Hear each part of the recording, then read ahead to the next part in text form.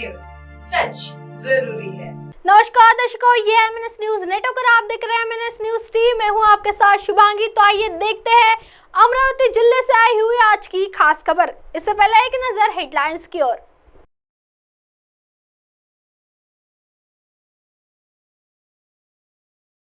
अमरावती में भी खिलेगा कमाल, बीजेपी से उम्मीदवारी पर बोली नवनीत राणा। एमवे की बैठक आज खत्म होगा कलेश, संजय राउत बोले रामटेक हमारी सीटिंग सीट। बेटे बहू की ऐसी हरकत देख दहल उठेगा दिल, बुजुर्ग मां के साथ घिनौनी करतूत से गुस्से में राजधानी। आइए देखते हैं खबरें विस्तार से।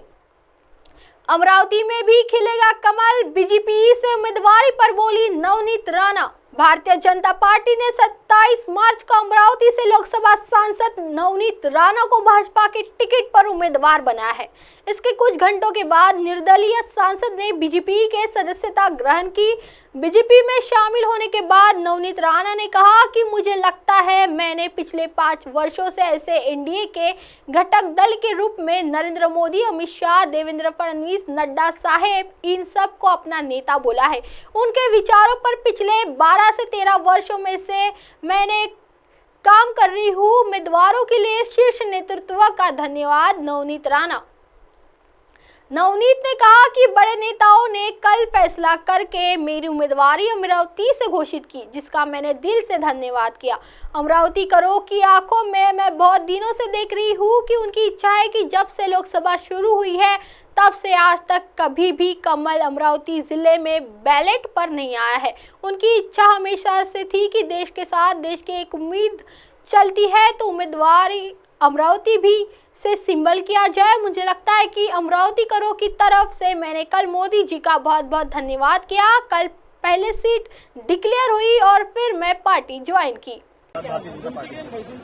मुझे लगता है मैंने पिछले 5 वर्षों से ऐसे एनडीए के घटक करके अमित शाह जी, हमारे नरेंद्र मोदी जी, देवेंद्र फडणवीस जी, नड्डा साहब और बावनकुड़े साहब, हमारे जो नेता जिनको बोला है उनके विचारों पे मैं पिछले 12-13 वर्षों से काम कर रही हूँ और जिनको नेता माना और उनके आगे मुझे नहीं लगता है कार्यकर्ता कोई जाता है।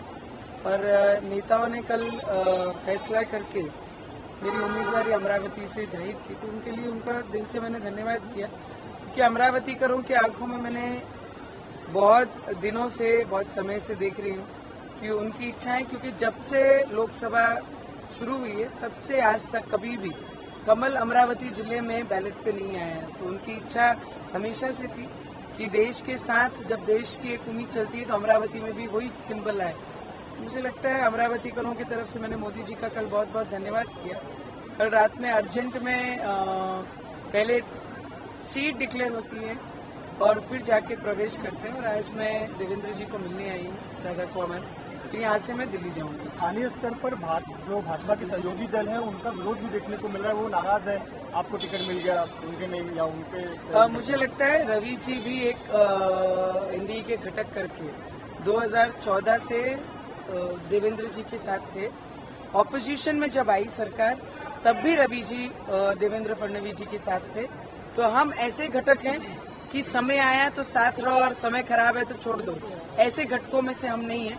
पर फिर भी मैंने सभी को विनती की, क्योंकि सभी हमसे बहुत ज्यादा सीनियर है, तो मैंने एक उम्मीदवार करके और एक बहुत जूनियर उम्मीदवार करके मैंने सभी को हाथ जोड़ के विनती भी की कि मोदी जी के जो सपना है देश में अब की बार 400 पार और 400 में एक अमरावती हो, इसके लिए जितने भी एनडीए के घटक है वो मोदी जी के सपने के लिए और अमरावती के विकास के लिए सब एकजुट होकर एक मंच पे आकर एक साथ काम करें। अमरावती में 2 नारे गूंज रहे हैं, एक ये गूंज रहा है कि एक बार दिल से नवनीत राणा फिर से, और दूसरा भी नारा ये भी गूंज रहा है कि मोदी तुझसे बैर नहीं, नवनीत राणा की खैर नहीं। मुझे लगता है जब तक मतदार नहीं ठहराते क्या करना है, क्योंकि पिछले 5 वर्षों से नहीं 12-13 वर्षों से मैं जनता के बीच हूँ और जनता के लिए काम कर रही हूँ। तो मुझे लगता है एक बहू के नाते भी और उस क्षेत्र में कंटिन्यू लोगों के बीच लोगों की सेवा करते हुए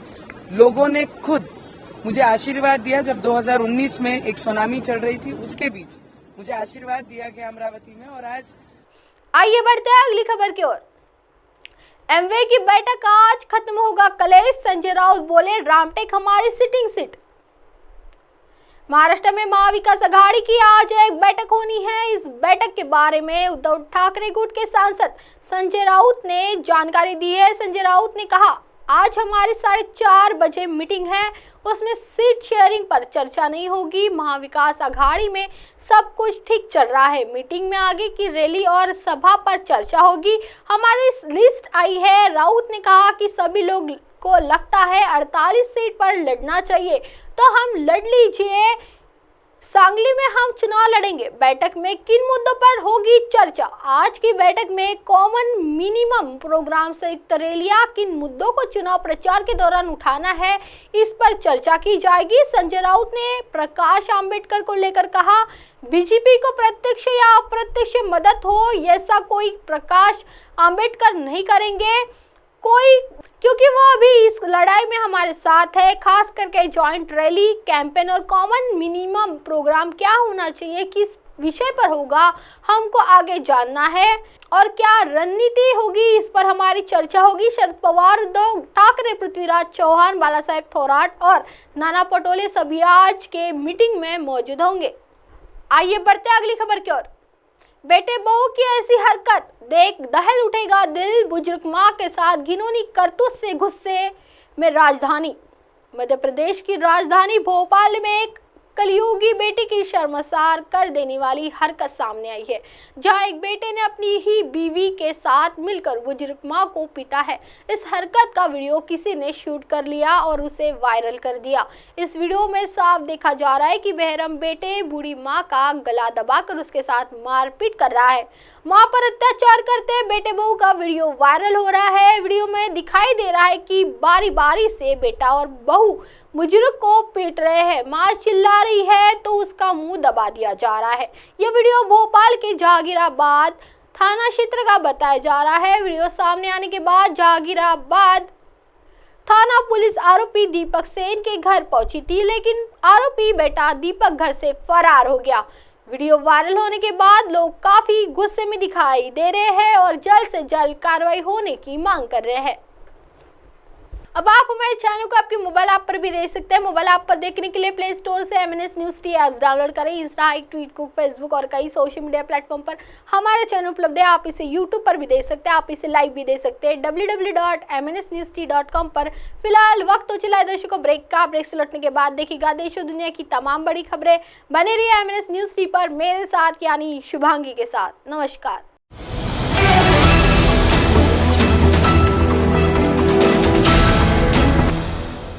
ये है MNS न्यूज नेटवर्क और आप देख रहे हैं MNS न्यूज।